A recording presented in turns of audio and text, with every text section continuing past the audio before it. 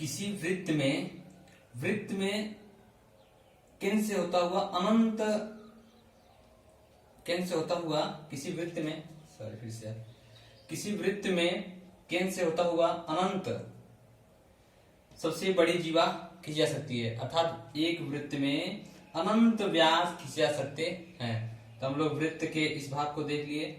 अब आगे देखा जाए, अगर देखा जाए कि वृत्त से संबंधित क्या बचा हुआ है, तो वृत्त से संबंधित सही बातें हो गई हैं।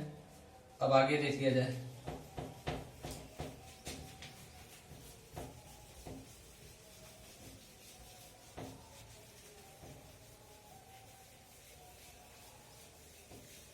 बाकी जो बचा हुआ है वो सेकेंड वीडियो में बताया जा चुका है आपको, कुछ मिस्टेक होने के कारण फर्स्ट वीडियो मुझे दोबारा बनाना पड़ रहा है। चलिए आगे बात किया जाए त्रिभुज की। किसकी? त्रिभुज। त्रिभुज की बात किया जाए तो त्रिभुज किसे कहते हैं? तीन भुजाओं से घिरी हुई आकृति को त्रिभुज कहते हैं। तीन भुजाओं से घिरी हुई आकृति को त्रिभुज कहते हैं। ये आपका क्या होगा? त्रिभुज। तीन भुजाओं से घिरी हुई आकृति को त्रिभुज कहते हैं। अब बात यह है कि त्रिभुज तो डिफिनेशन जान गए, लेकिन त्रिभुज हर कंडीशन त्रिभुज बनेगा? हर कंडीशन त्रिभुज बनेगा? नहीं, उसकी कुछ रूल्स होते हैं। अगर वो रूल को फॉलो करेगा तभी त्रिभुज बनेगा, अगर रूल को फॉलो नहीं करेगा त्रिभुज नहीं बनेगा। क्या है रूल? तो रूल देखिए, पहला अगर बात किया जाए, दो भुजा का योग, दो भुजा का योग बड़ा होना चाहिए तीसरी भुजा से, तीसरी भुजा से, या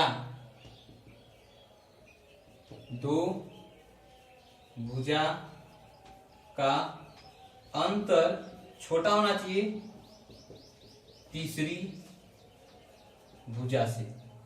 हर कंडीशन में फॉलो करना चाहिए। ऐसा नहीं है कि बस केवल वह एक कंडीशन फॉलो करे कि पहले और दूसरे को जोड़ दे रहे हैं, तीसरे से बड़ा हो जा रहा है, लेकिन दूसरे और तीसरे को जोड़ रहे हैं तो पहले से बड़ा नहीं हो रहा है। अगर ऐसा नहीं हो रहा होगा तो वो त्रिभुज उसके द्वारा त्रिभुज नहीं बनेगा। त्रिभुज कब बनेगा? जब दो भुजा का योग हर तीनों कंडीशन में, जैसे मान लीजिए ये एक, ये दो और ये तीन भुजा है, इसको जोड़ें इससे बड़ा होना चाहिए, इसको जोड़ें इससे बड़ा होना चाहिए, इसको जोड़ें इससे बड़ा होना चाहिए, तभी हर कंडीशन फॉलो करे तभी त्रिभुज बनेगा, अन्यथा त्रिभुज नहीं बनेगा। या इसको फॉलो करे, दो का अंतर करो तीसरी से छोटा, बराबर भी नहीं होना चाहिए। यहाँ पे आपको दिख रहा होगा तीन से दो गया एक के बराबर है त्रिभुज बनता है। अरे यार ये मैं ऐसे ही बना दिया हूँ कि 1 2 3 नंबर ही लिखा हूँ, वो उनकी भुजाओं की लंबाई थोड़ी ना है। जितनी लंबाई है उतनी लंबाई है, उतना लंबाई ये बनाया हूँ तो ये 1 मीटर हो गया, 2 मीटर, 3 मीटर हो गया, ऐसा कुछ नहीं है। तो मैं नंबर लिखा हूँ, पहला नंबर, दूसरा नंबर, तीसरा नंबर, तो दो भुजा का अंतर करो तीसरी से छोटा होना चाहिए, या तीनों कंडीशन फॉलो करे। इसका अंतर करो इससे ये छोटा होना चाहिए, इसका अंतर करो इससे ये छोटा होना चाहिए, इसका अंतर करो इससे ये छोटा होना चाहिए, तभी त्रिभुज बनेगा। त्रिभुज की दो रिलेशन हम लोग जान गए कि त्रिभुज बनेगा। हाँ त्रिभुज बनेगा, त्रिभुज बन गया। और एक कंडीशन है, बड़े कोण के सामने की भुजा, याद रखना है, बड़े कोण के सामने की भुजा हमेशा भुजा बड़ी होती है। बड़ा कोण होगा, क्योंकि आप खुद सोचिए कि अगर ये भुजा है, अगर ये भुजा ऐसे भुजा है, अगर इसको हम ऐसे कर दिए तो कोण बढ़ा नहीं बढ़ा? जब कोण बढ़ गया तो इन दोनों शीर्ष को अगर मिलाने के लिए आपको अत्यधिक लंबी माप की आवश्यकता होगी। जब अत्यधिक लंबी माप की आवश्यकता होगी, जब कोण बढ़ाए तो अत्यधिक लंबी माप की आवश्यकता हुई, अर्थात बड़े कोण के सामने की भुजा बड़ी हुई कि नहीं? बड़ी हुई ना। तो बड़े कोण के सामने भुजा हमेशा क्या होती है? बड़ी। छोटे कोण के सामने भुजा छोटी होती है। इस कॉन्सेप्ट को भी आप ध्यान रखोगे। आगे अगर बात किया जाए, त्रिभुज कितने प्रकार के होते हैं? त्रिभुज को दो भागों में बांटा गया, कोणों के आधार पर और भुजाओं के आधार पर। कोणों के आधार पर कितने भागों में बांटा गया है? तो कोणों के आधार पर आपको 3 भागों में बांटा गया है और भुजाओं के आधार पर आपको 4 भागों में बांटा गया है। तो त्रिभुज 2 तरीके से बांटा गया है, कोणों के आधार पर और भुजाओं के आधार पर। तो पहले कोणों के आधार पर 3 और भुजाओं के आधार पर 4। तो पहले हम ये देखेंगे कि भुजाओं के आधार पर जो त्रिभुज को बांटा गया है वो 4 भाग क्या क्या है। तो पहले सुन लीजिए ऐसे ही। पहला, विषम बाहु त्रिभुज, जब ए भी भुजा बराबर ना हो। दूसरा क्या होगा, समद्विबाहु त्रिभुज, जब 2 भुजा बराबर हो, एक भुजा बराबर ना हो। तीसरा, समबाहु त्रिभुज, क्या होगा, समबाहु त्रिभुज, ये हो गया। और चौथा क्या होगा, समबाहु त्रिभुज बोले। अब चौथा क्या बचा आपका, चौथा आपका विषम बाहु, समद्विबाहु, समबाहु, मेनली यही 3 है, सॉरी 3 ही है। मतलब कि भुजाओं के आधार पर भी उनको कितने भागों में बांटा गया है, 3 भागों में बांटा गया है। विषम बाहु होगा, हाँ सॉरी याद आ गया, एक होता है समकोण, लेकिन वो जाता है किसमें, कोणों के आधार पर। उल्टा कर दिया था, कोणों के आधार पर 4 भागों में और भुजाओं के आधार पर 3 भागों में। चलिए देख लिया जाए। अगर हम बात करें कि भुजाओं के आधार पर अगर बात किया जाए कि भुजाओं के आधार पर पहला हम ले रहे हैं क्या, पहला ले रहे हैं, पहला लिया जा रहा है विषम बाहु त्रिभुज, विषम बाहु त्रिभुज। अब यहां से हम लोग विषम बाहु त्रिभुज के परिमाप और क्षेत्रफल कैसे फाइंड करेंगे, सबको देखेंगे, समझेंगे।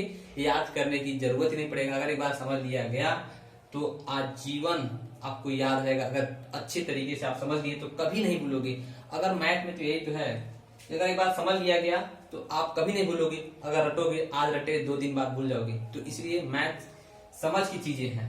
उसमें अगर आपको 100 में से अगर आपको गेन करना है 90 नंबर, तो आप समझ के पूरा प्राप्त कर सकते हो, पूरा समझ के आप हल कर सकते हो। लेकिन अगर 100 में 100 आपको बनाना होगा तब आपको कुछ चीजों को रटना होगा। फिलहाल अभी हम टारगेट बनाते हैं कि 100 में 90 पाएं, फिर आगे टारगेट बनाएंगे कि 100 में हम 100 कैसे पाएंगे। जब 100 में 100 पाना होगा तो कुछ चीज आपको रटवाएंगे। अभी हम टारगेट बनाए कि 100 में आपको 90 पाना है, तो आपको कुछ रटने की जरूरत नहीं होगा। केवल और केवल आप क्या करोगे, केवल आप समझोगे, बस आपको तैयार हो जाएगा, पूरा फॉर्मूला तैयार हो जाएगा। आपको फॉर्मूला याद करने की जरूरत नहीं पड़ेगा। तो अभी हम लोग टारगेट बनाए 100 में से 90, आगे चल के टारगेट बनाएंगे 100 में से जब 100, तो वहां पे आपको कुछ चीजों को रटना होगा मैथ में।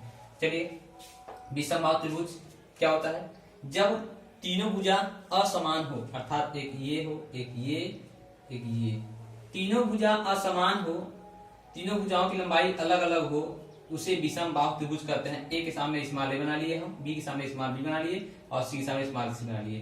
तो इसका क्षेत्रफल, अब इसका क्षेत्रफल क्या है यार, कैसे है, एक फॉर्मूला आप हीरो सूत्र का प्रयोग करोगे। एस क्या होता है, तीनों भुजा का योग by 2, A plus B plus C by 2, तीनों भुजाओं की लंबाई का योग करिए, बटे 2 कर दिए, वो किसका मान आ जाएगा, एस का मान। एस का मान आ गया। अब इस विषम बाहु त्रिभुज का क्षेत्रफल निकालना होगा। तो अब थोड़ा रखने वाली यहाँ चीज आ गया, इसमें क्या हो जाएगा, त्रिभुज का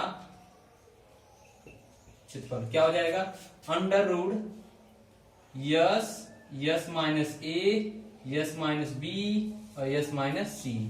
ये हो गया त्रिभुज का क्षेत्रफल। किसके त्रिभुज का क्षेत्रफल, विषम बाहु त्रिभुज का क्षेत्रफल हो गया। आगे देखा जाए, अब अगर देखा जाए इसका परिमाप क्या होगा। परिमाप आपको डिफिनेशन बताया जा चुका है, किसी ज्यामितीय संरचना के चारों तरफ की कुल लंबाई या माप, उसका परिमाप कहलाता है। तो परिमाप क्या हो जाएगा, सबकी लंबाई, अर्थात ए प्लस बी प्लस सी, क्या हो जाएगा, ए प्लस बी प्लस सी, ये क्या हो जाएगा, आपका परिमाप हो गया।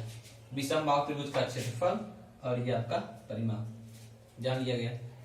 अगर अब बात किया जाए कि समद्विबाहु, दूसरा कौन सा, समद्विबाहु, तो आप नोट करते रहिए। दूसरा समद्विबाहु